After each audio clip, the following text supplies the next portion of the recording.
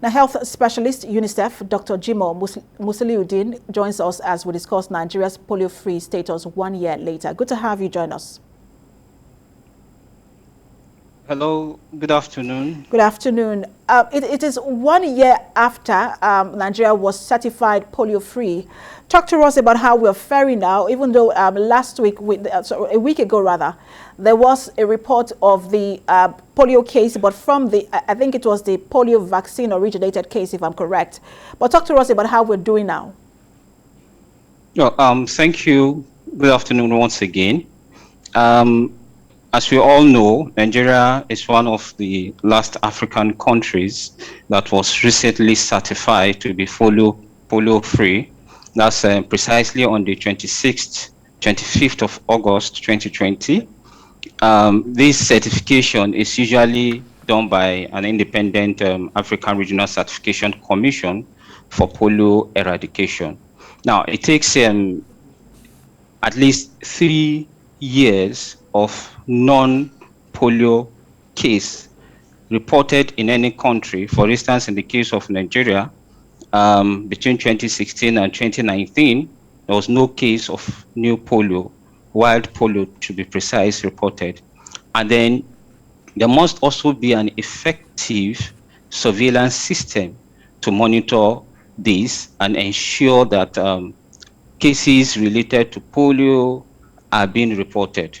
Now, this is a long journey for Nigeria because we do know challenges such as the cultural belief, the religious belief, the social norms, and people acceptance of vaccine were a lot challenging.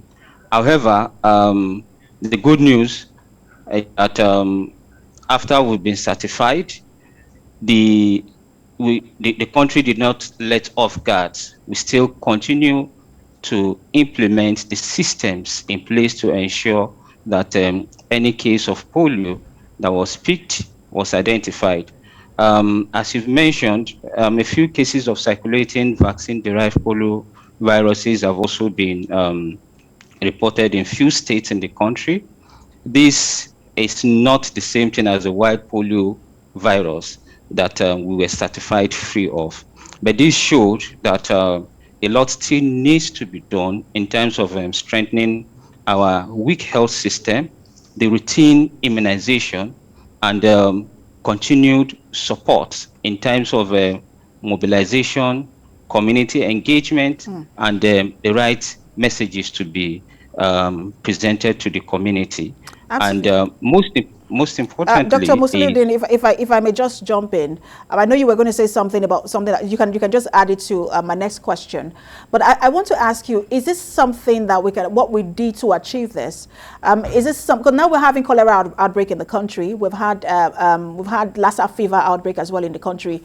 Is this something that we can apply so that we can also eradicate all of these other diseases? Yes, please. Like I mentioned, the polio structure provided room to improve surveillance system. And it is when you do surveillance that you are able to identify these cases. The comparison between polio and cholera is that they are all transmitted via what we call the fecal oral. Of course, it has to do with hygiene.